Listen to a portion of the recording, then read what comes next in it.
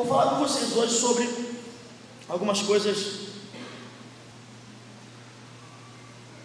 que não são muito bacanas, mas que foram unanimidade nos papéis que nós entregamos para vocês e vocês colocaram e escreveram lá, né?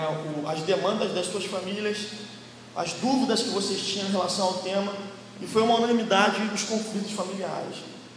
Foi uma unanimidade, pessoas pedindo para que nós falássemos como ter paz em casa, para que nós falássemos como evitar os conflitos familiares que acabam redundando em divórcio, acabam redundando em problemas com os filhos, com os pais, filhos, tendo vários tipos de problemas diferentes. Então, vou falar sobre isso hoje com vocês. O texto é o texto de Gênesis, capítulo 2, versículo 18, que diz, que relata o momento em que Deus forma a mulher.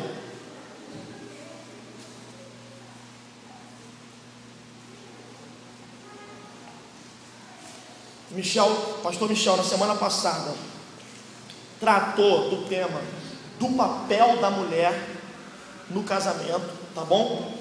E esse papel da mulher, do homem no casamento, e esse papel do homem no casamento já está online, né, Bruna? Está online já no YouTube, você pode encontrar também no blog. Qual é o endereço do blog mesmo? Isso, Comunidade da Cruz 2011.blogspot.com, tá bom? Você pode encontrar no blog essa mensagem do pastor Michel na semana passada, e também no Facebook, nas redes sociais, tá lá, a Bruna postou, eu vi, e a mensagem foi uma bênção, e pode edificar aqueles que não vieram na semana passada, e aqueles que vieram, que quiserem ouvir de novo, pode ir lá, que você vai encontrar uma mensagem bacana sobre o papel do homem na família. O versículo 18 de Gênesis capítulo 2 diz assim: disse mais o Senhor Deus: não é bom que o homem esteja só, eu lhe farei uma ajudadora que lhe seja adequada. E o Senhor Deus formou da terra todos os animais do campo e todas as aves do céu, e os trouxe ao homem para ver como lhe chamaria, e o nome que o homem desse a cada ser vivo, esse seria o nome deles. Assim o homem deu nomes a todo o gado, às aves do céu e a todos os animais do campo, mas não se achava uma auxiliadora que fosse idônea para o homem. Então o Senhor Deus fez cair um sono pesado sobre o homem, e este adormeceu. Tomou-lhe então uma das costelas e fechou a carne em seu lugar, e da costela que o Senhor Deus lhe havia tomado, formou a mulher e a trouxe ao homem. Então disse o homem: esta é agora osso dos meus ossos e carne da minha carne, ela será chamada mulher, porquanto do homem foi tomada. Em outras traduções, varoa, porquanto do varão foi tomada. Portanto, o homem deixará o seu pai e sua mãe, e se unirá à sua mulher, e eles serão uma só carne. E os dois estavam nus, o homem e sua mulher, e não se envergonhavam. Vamos orar. Senhor, tua palavra é espada afiada, Senhor, para transformar a nossa vida, e ela está aqui posta diante de nós, as verdades eternas do teu evangelho, a revelação do Senhor na tua escritura sagrada. Que nessa manhã o Senhor nos visite com uma palavra do céu, do teu coração para cada um de nós. Que o Senhor traga alento para as famílias, que o Senhor traga lucidez para cada um que se encontra nessa manhã, nesse lugar. Que o Senhor traga ou imprima sabedoria nos corações, que o Senhor afaste de nós todo o mal, que o Senhor repreenda toda obra, Senhor amado, contrária, e que o Senhor faça com que prevaleça a Tua palavra em nossas vidas. Pai, nós oramos porque dependemos, porque carecemos, porque precisamos. Por favor, nos acode nessa manhã com a Tua graça, a Tua sabedoria, o Teu entendimento, em nome de Jesus. Amém, Senhor. Amém.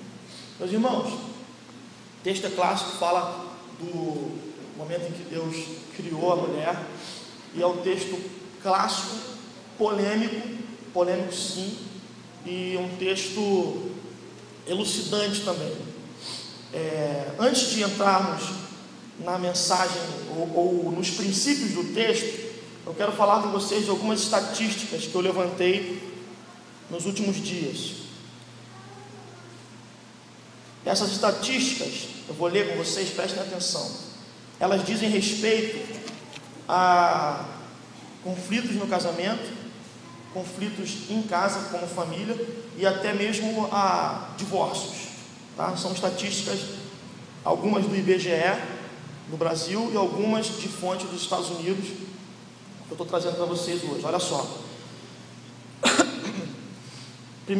As primeiras causas e estatísticas dizem o seguinte: mágoas engolidas e acumuladas, que transformam-se em rancor, discussões não resolvidas, brigas que pouco a pouco vão prejudicando o vínculo, trazendo transformações dos sentimentos, intolerância, impaciência, insatisfação. O que geralmente ocasiona alguns divórcios e alguns inferninhos no casamento são a incapacidade de tratar do problema, de tratar daquilo que incomoda os indivíduos envolvidos na família, no casamento. A incapacidade ou a anulação de uma das partes durante algum tempo traz aquele efeito rebote da explosão, né? Que você, num determinado momento, sem sabedoria nenhuma, sem nenhum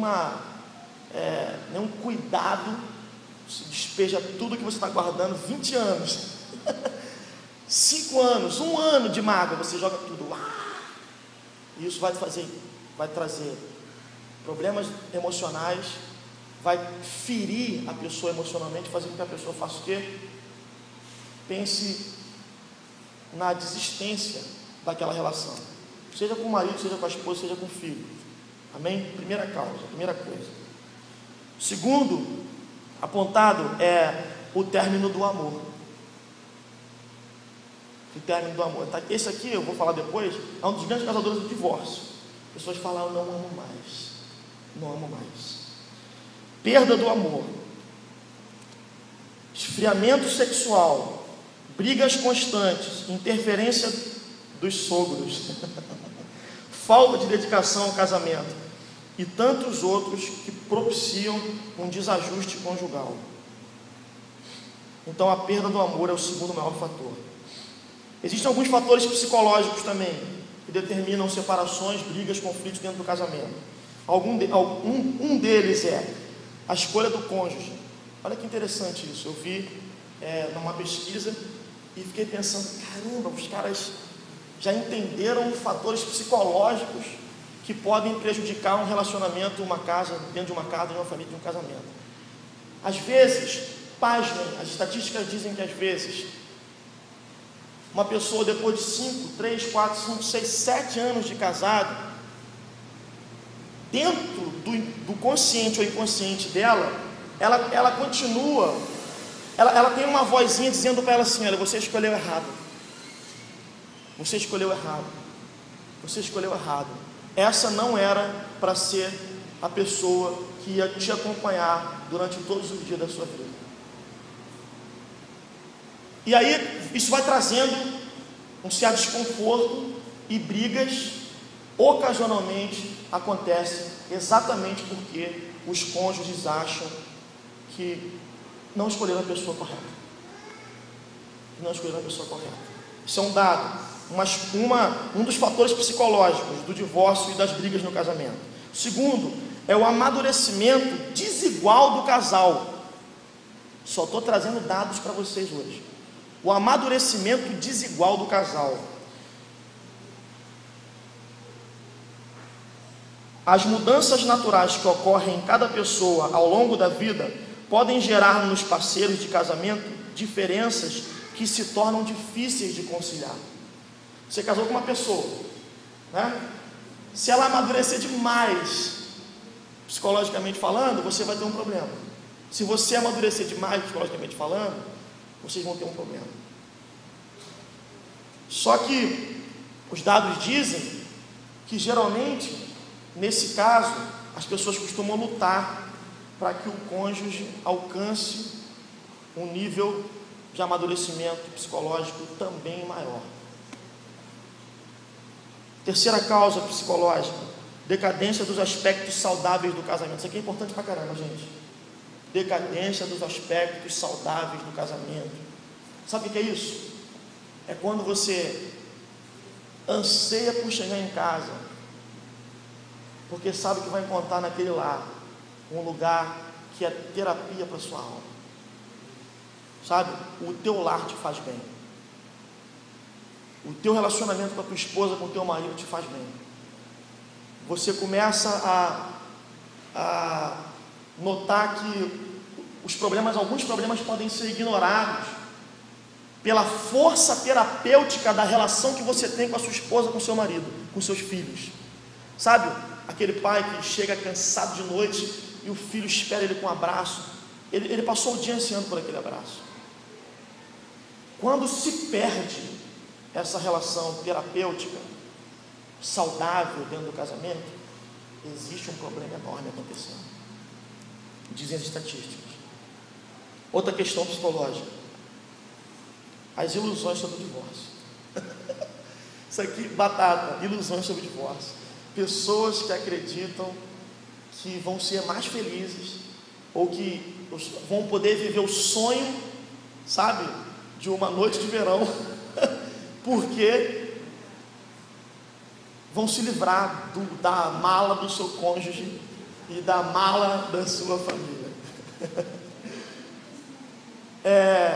Camarada iludido mesmo, sabe, que acha que viver sozinho é viver melhor, que viver livre para libertinagem, para tudo que a vida oferece, é melhor do que viver dentro do casamento, dentro da família.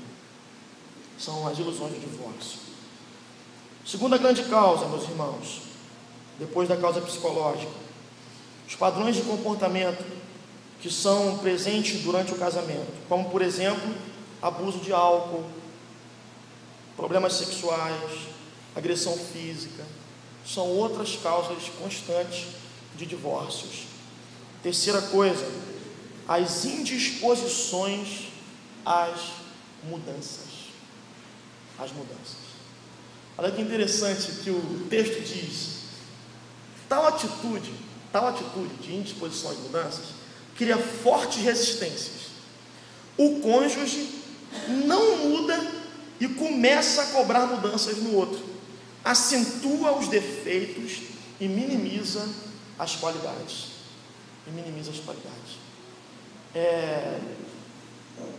Quando você se torna padrão para você mesmo. E aí você fica olhando de cima para baixo, numa postura crítica, o seu casamento, sua família, seu cônjuge.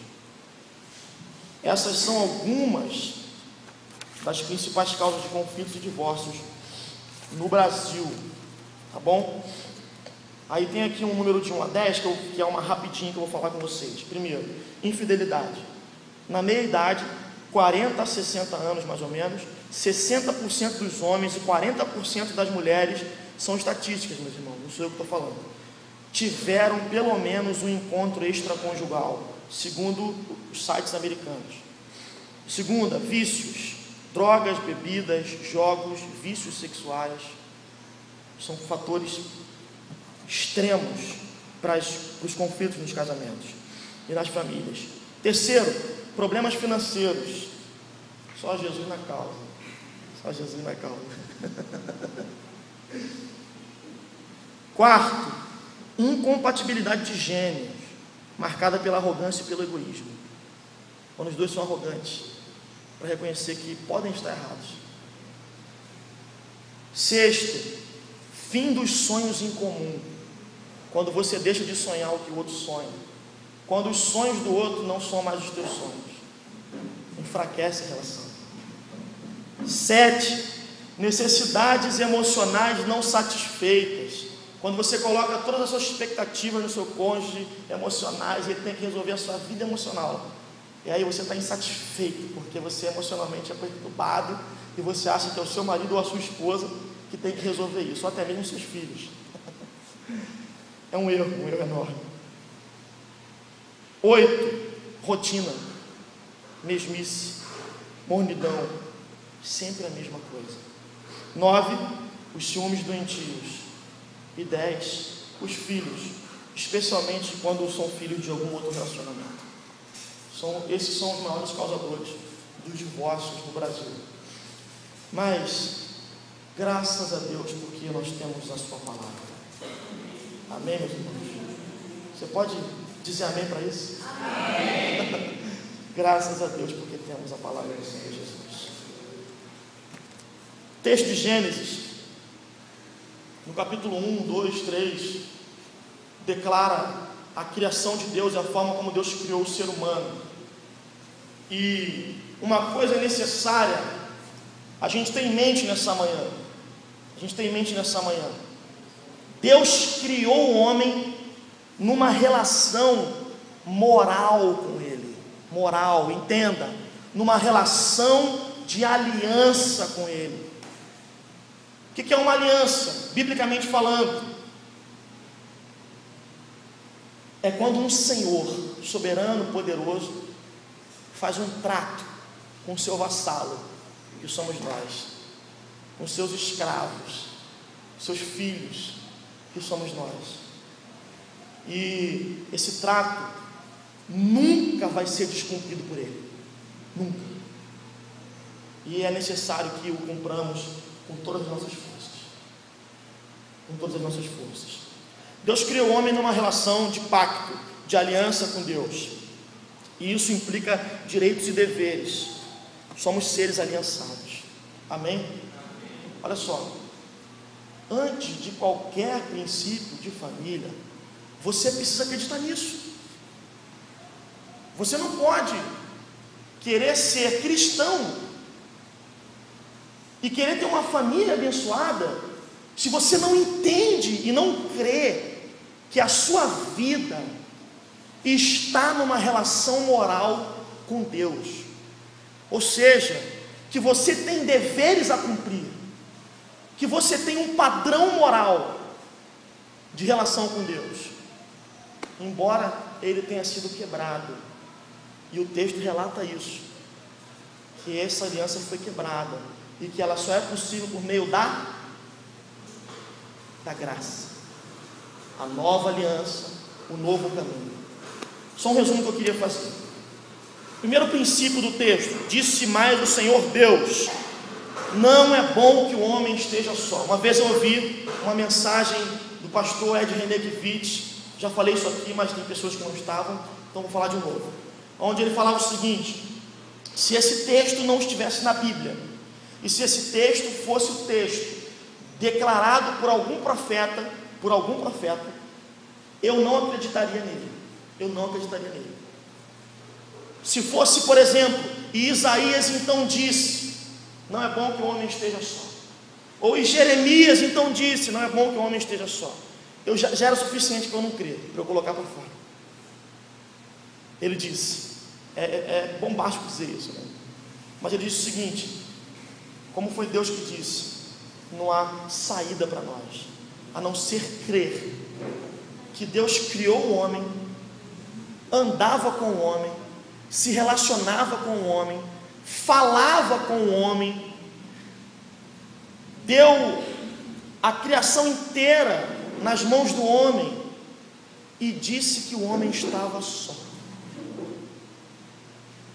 É contraditório isso. porque Deus já estava com o homem, porque o homem já estava com Deus. O que significa esse texto é que Deus não é, meu Deus, pasmem nisso. Deus está dizendo que não é suficiente a relação dele conosco. Deus está dizendo que não é suficiente nós estarmos com Ele, nós termos a Ele, a presença dEle, andarmos com Ele, caminharmos com Ele. Não. Ele disse que tem que ter um outro igualzinho a nós, que a gente foi criado com um DNA relacional, aonde nós precisamos uns dos outros, aonde nós só podemos viver no mundo de Deus quando entendermos que o mundo de Deus é um mundo social, é um mundo de relações sociais, é um mundo onde eu preciso do meu próximo, onde eu careço do meu próximo. Queridos, esse é o primeiro grande princípio, que nós fomos feitos para a coletividade, não subsistimos sozinhos. A igreja hoje é o lampejo do retorno aos ideais de Deus para o homem. Olha aqui para mim, por favor. Eu sei que às vezes é enfadonho pensar sobre essas coisas, mas é necessário. Deus cria o homem e diz para ele: olha, você está sozinho, eu preciso criar alguém que seja um igual contigo, que caminhe com você, para que você possa viver numa relação a Deus, no mínimo. E aí, meus irmãos, a Bíblia diz que o homem cai no pecado e que ele foge, desconstrói os ideais de Deus. Amém?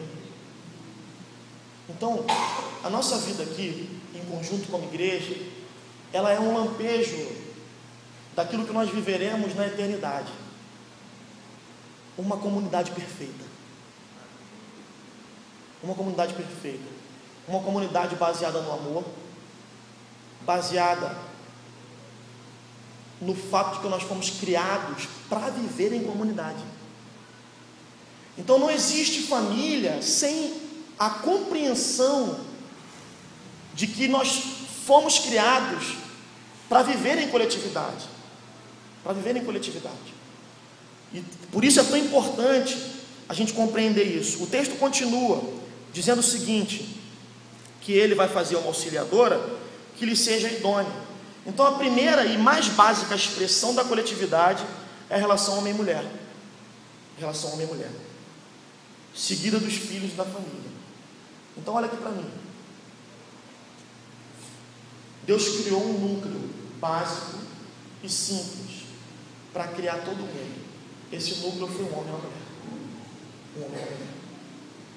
Ah, pastor, mas por que você está falando essas coisas que a gente já sabe, que são coisas tão básicas? Sabe por quê, queridos? Porque se você entender com clareza, se você crer nisso, você vai perceber que os ídolos na família vão caindo, que eles vão caindo por terra, que os ídolos do teu coração vão caindo por terra, à medida que você entende o plano de Deus para os seres humanos, sabe? E o plano de Deus para os seres humanos é família. O plano de Deus para os seres humanos é a família. O mundo é a grandiosa família de Deus. É a sociedade que Deus instituiu para que exaltasse e glorificasse o nome dEle.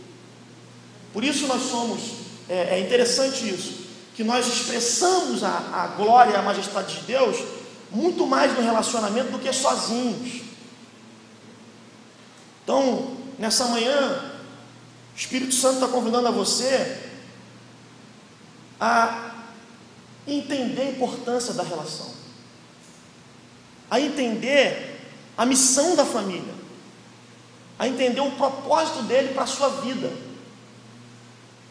Então, se você é uma pessoa que ama mais a solidão do que a coletividade, você precisa se encontrar com os princípios de Deus, da sua palavra, com os propósitos de Deus eternos para a sua vida. porque o homem só vai estar no seu estado perfeito quando viver em coletividade. Terceiro, o homem, a mulher e os filhos devem ser o que Deus os criou para ser. Leia comigo o versículo 21. Então o Senhor Deus fez cair um sono pesado sobre o homem, e este adormeceu. Não, perdão, é no próprio versículo 18 mesmo. Existe uma tradução diferente. Como é que está a sua tradução aí? Auxiliadora, que lhe seja idônea. Isso, é idônea. O que significa isso? É que Deus definiu um papel para a mulher.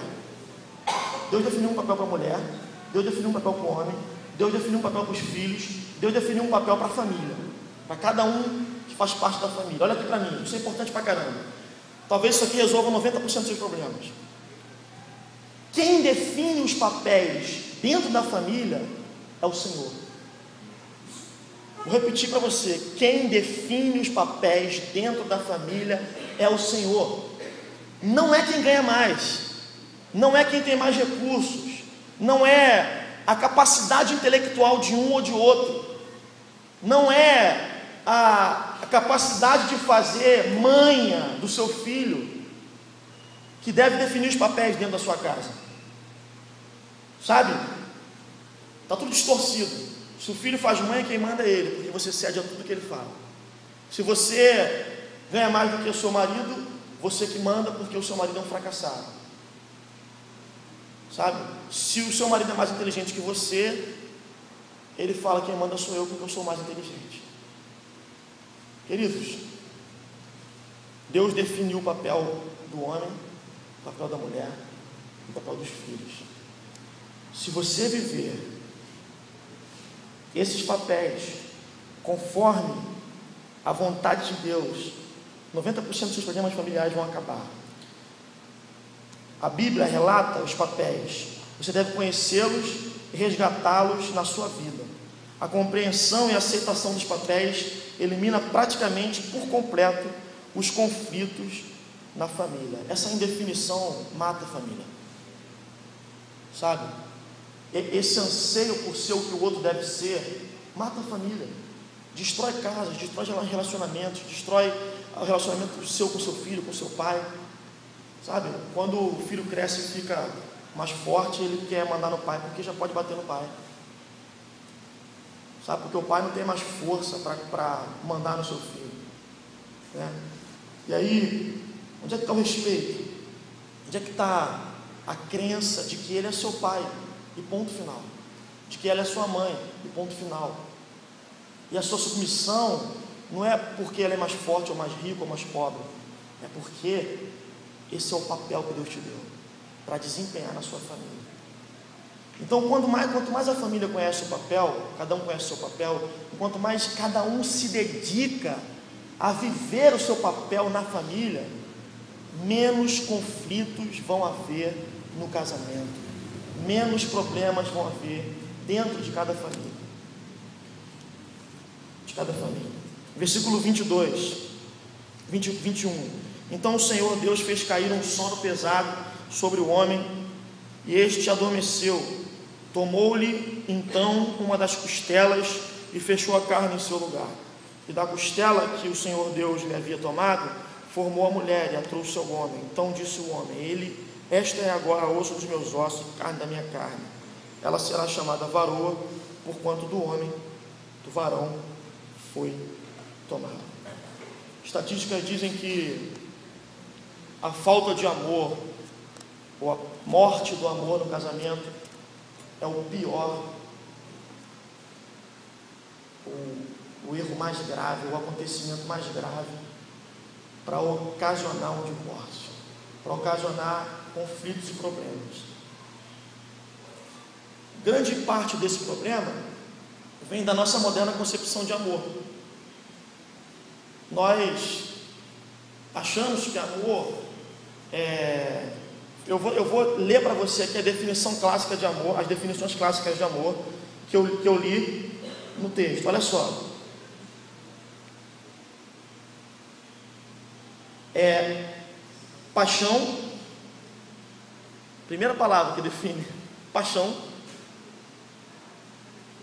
fogo, desejo intenso de ficar junto o tempo todo. Os psicólogos dizem que numa média geral dura aproximadamente 4 anos. Numa média geral. Com raras exceções que vão durar um pouco mais do que a média, talvez 6, 7, 8 anos. Alguns duram até 10 anos. E depois existe um esfriamento que faz com que o casal repense se é melhor estar junto ou se é melhor se separarem. Queridos, abra comigo 1 Coríntios capítulo 13. Primeira carta de Paulo aos Coríntios capítulo 13. Você está cansado de conhecer esse texto?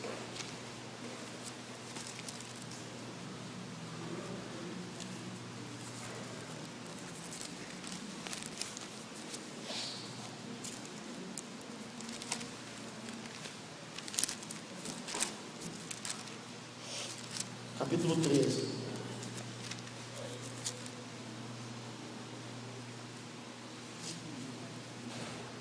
Vale a pena ler nessa manhã.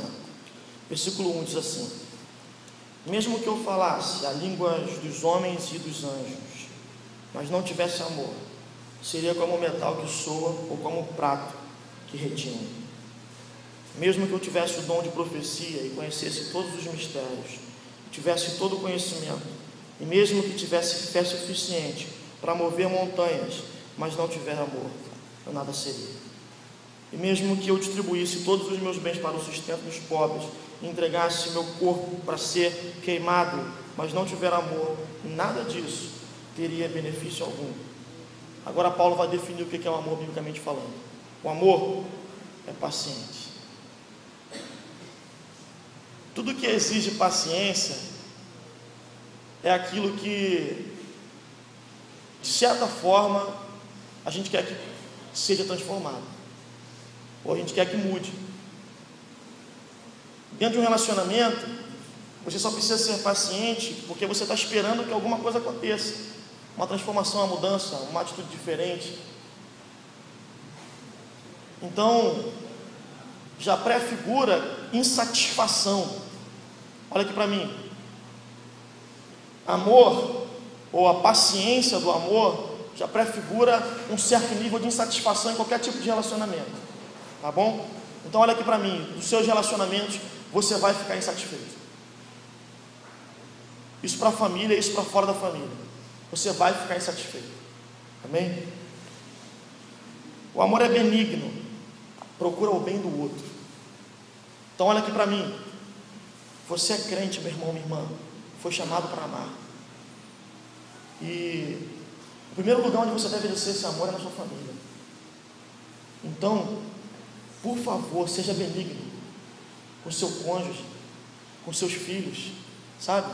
Deseje o bem deles, sabe? Passe por cima dos seus desejos egoístas e faça de tudo para viver essa benignidade do amor. O amor é benigno, não é invejoso ou não sente inveja. Caramba, gente, que amor é esse? Não se vangloria. Olha que coisa interessante, a gente acabou de falar que os papéis não podem ser definidos por causa de daquilo que você tem ou deixa de ter a mais ou a menos do que o outro. Logo, o amor não se vangloria, não se propõe a achar que é maior do que o outro. Em outras palavras, modernamente falando, não tira onda. Não se orgulha, não se porta com indecência, não busca os próprios interesses, não se enfurece, não guarda ressentimento do mal, não se alegra com a injustiça, mas congratula-se com a verdade. Tudo sofre, versículo 7, tudo crê, tudo espera, tudo suporta, tudo suporta. O amor jamais é vencido, mas havendo profecias, serão extintas, havendo línguas, silenciarão, havendo conhecimento, desaparecerá, porque parcialmente conhecemos e parcialmente profetizamos, mas quando vier o que é completo, perfeito, então o que é parcial será extinto. Quando eu era criança, pensava como criança, mas assim que cheguei à idade adulta, acabei com as coisas de crianças, porque agora vemos como por um espelho, de modo obscuro, mas depois veremos face a face. Agora conheço em parte, mas depois conhecerei plenamente, assim como também sou plenamente conhecido. Portanto, agora permanecem estes três: a fé, a esperança e o amor. Mas o amor destes três é o maior. É o maior. Queridos, a definição de amor bíblica, ela me liberta da busca de satisfação. Amém? Liberta? Amém. Ela me liberta da inveja, da ira,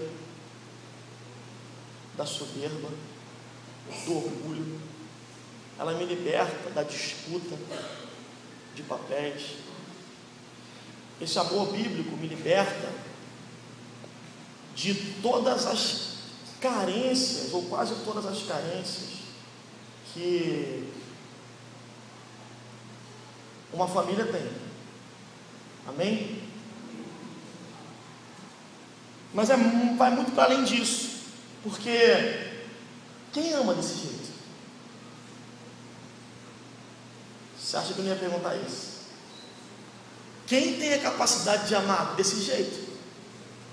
Quem busca só o interesse do outro? Quem não tem inveja, meus irmãos? Quando o outro se dá muito bem. Sempre que eu conto uma notícia, eu percebo uma notícia muito boa, arrasadora, assim. Você pode perceber uns entrelaços de olhar, uma coisa assim, sabe? Somos invejosos.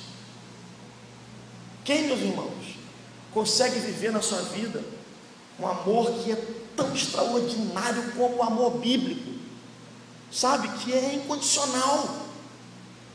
Quem consegue viver isso? Nós somos insuficientes para isso. Somos pecadores. Somos falhos. Somos fracos. Nos portamos inconvenientemente nos lugares, porque buscamos sempre o nosso próprio interesse. Sabe, somos como insaciáveis na nossa busca por tudo aquilo que a gente deseja. E aí isso traz um monte de problema para o casamento, isso traz um monte de problema para a família. Mas o que eu estou relatando aqui não é nenhuma novidade para você, porque na verdade sabemos que enquanto membros de uma família, que enquanto cônjuges, que enquanto pais e enquanto filhos, somos pecadores, meus irmãos. Somos pecadores. Portanto, fracassamos em tudo, o tempo todo. E aí você vai olhar para mim com essa cara e vai pensar o seguinte: poxa, Deus, então qual é o sentido dessa mensagem? Queridos, um caminho ainda mais excelente eu proponho para vocês nessa manhã. Não existe. Leia comigo o final do texto, antes da gente falar sobre isso. Versículo 25. Diz o que aí, versículo 25. Os dois estavam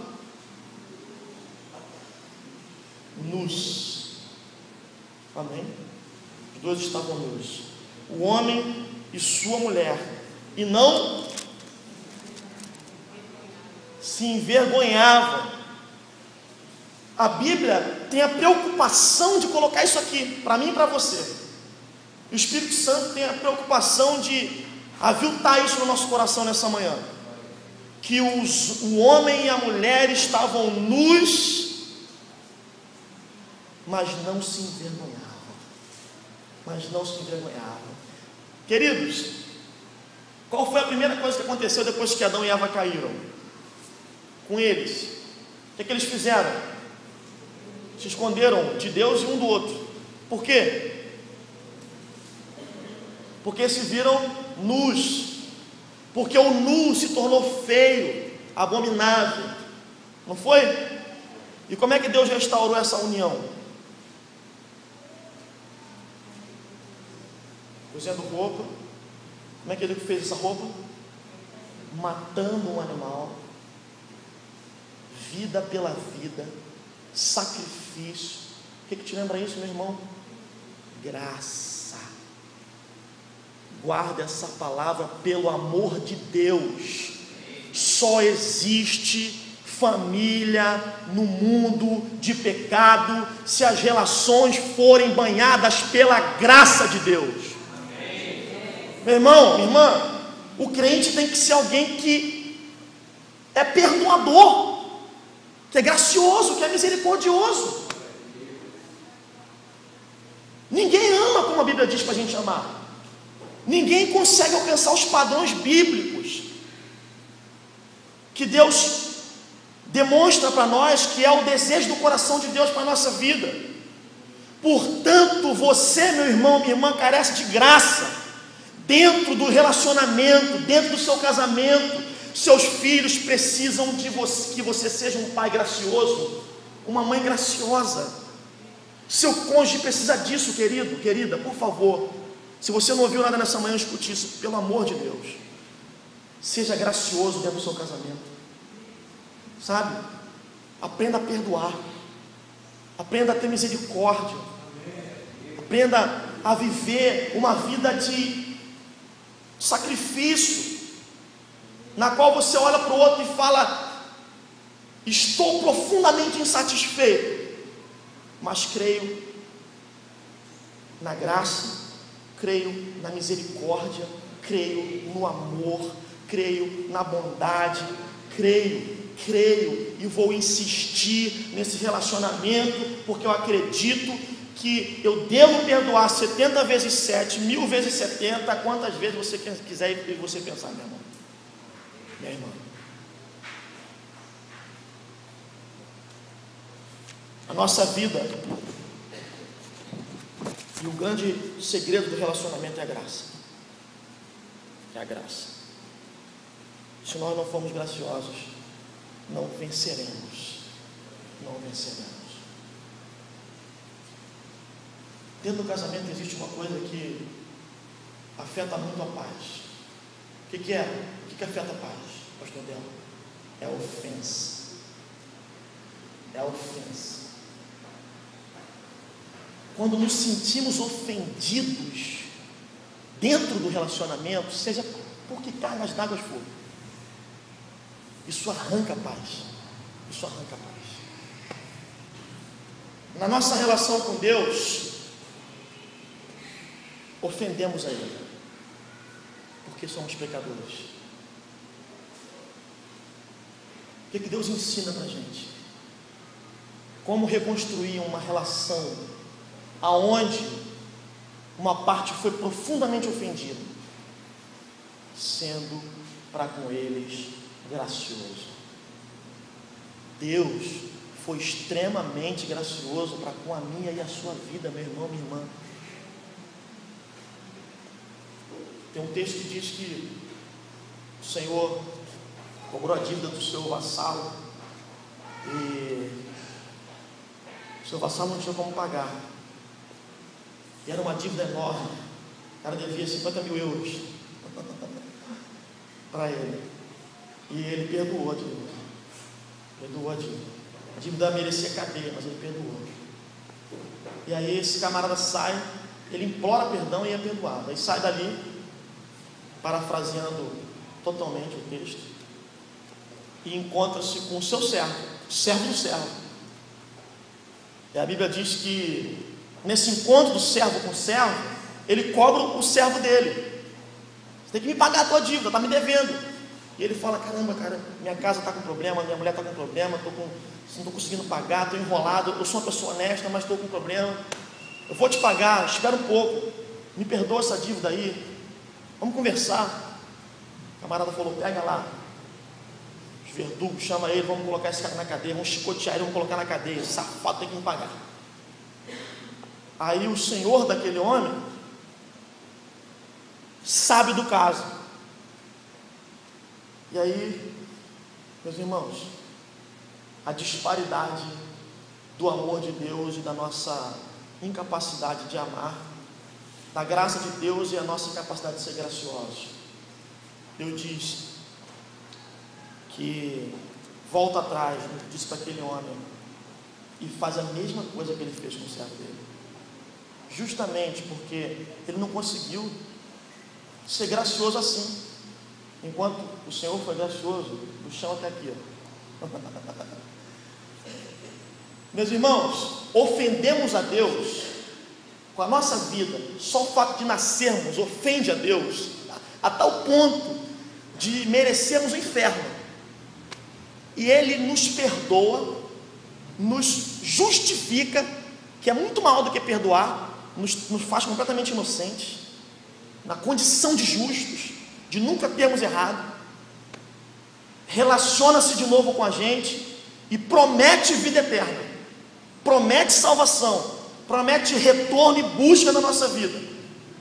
E aí o cônjuge chegou atrasado, você fica uma semana de bico, uma semana revoltado. Imagina se ele cometeu uma ofensa mesmo contra você. É difícil demais perdoar, é difícil demais ser gracioso. E por isso que eu vou para o meu último ponto, para dizer o seguinte para vocês. Lembra que no início eu falei que Deus criou o homem numa condição moral com ele, que essa condição moral era uma aliança que o homem tinha com Deus, que implicava deveres e direitos. Vou dizer o seguinte para você, olha só, o seu casamento é uma aliança, meu irmão, minha irmã.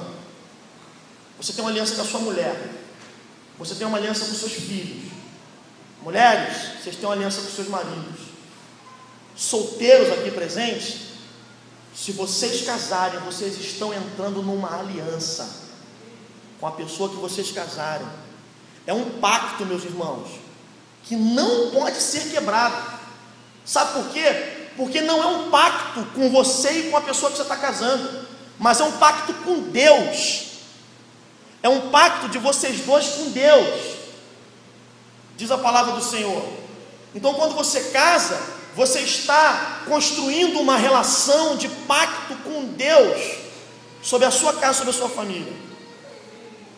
Então, olha aqui para mim, a última coisa que eu quero falar com você nessa manhã. Em face de todas essas coisas que eu te disse, não podemos cometer o erro de achar que conseguiremos administrar nossas casas, crises, famílias, sem a intervenção de Jesus. Não podemos cometer esse erro.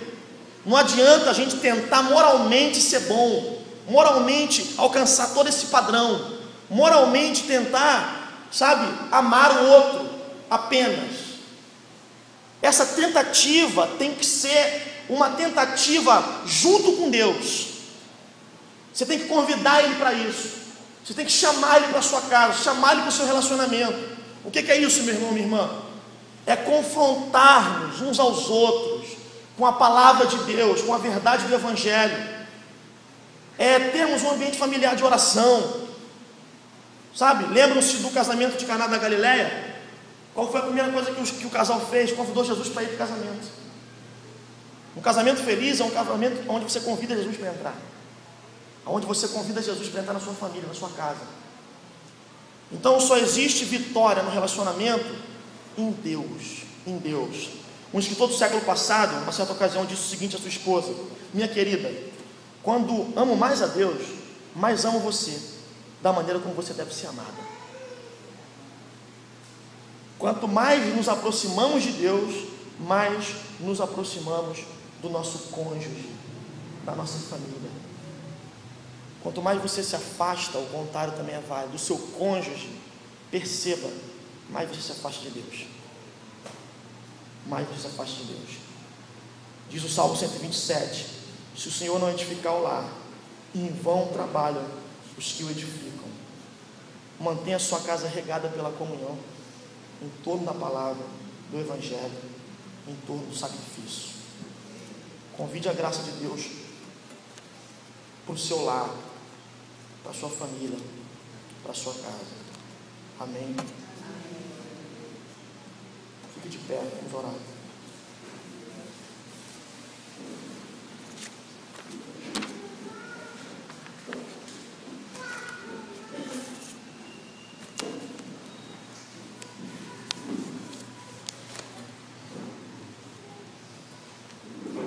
Senhor, eu me sinto pequeno demais para falar sobre essas coisas, Pai. Porque, como meus irmãos, eu fracasso em todas elas. Eu te peço que o Senhor tenha misericórdia de nós, Pai. Peço que nessa manhã o Senhor nos ajude a construir famílias fortes. Porque a família é esse primeiro núcleo da sociedade que o Senhor formou. Só existe sociedade forte quando existe famílias fortes.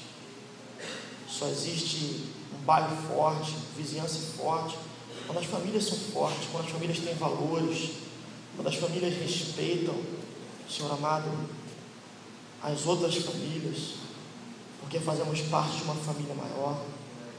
Como cristãos, ainda mais aliançados nós estamos, Senhor, porque fazemos parte da família de Cristo. Nessa manhã eu te peço que o Senhor entre nos nossos relacionamentos, Pai. Que o Senhor pise dentro da nossa casa e que o Senhor entre de corpo inteiro na nossa vida. Que o Senhor nos ensine a ser graciosos, que o Senhor nos ensine a ser amorosos, que o Senhor nos ensine a plantar dentro da nossa família os valores do Teu reino, Pai, para que quando os nossos filhos crescerem, eles possam fazer como o texto diz: juntar-se às suas esposas ou aos seus maridos e serem uma só carne, estarem completamente aliançados. Que o Senhor nos dê graça para que nos amemos uns aos outros, Pai. Como nesse texto fantástico de Adão, onde ele declama esse poema incrível para Eva, dizendo que ela é osso dos seus ossos, carne da sua carne. Pai amado, restaura o romance nos casamentos, restaura a capacidade de dar carinho, de receber carinho. Faz com que nossas famílias sejam baseadas na graça, Senhor. Que a gente saiba ser gracioso um com o outro, que a gente saiba amar um ao outro. Amanhã de ceia, Deus, e a ceia é o Teu desejo de, como uma família, nós nos reunirmos em torno do sacrifício de Jesus, em torno do pão que é o corpo e do sangue que é o vinho. É o desejo do Teu coração que, como uma família, nós venhamos nos reunir em torno dele, Senhor, esse sacrifício maravilhoso, para nos lembrar que somos um em Cristo Jesus e com Cristo Jesus.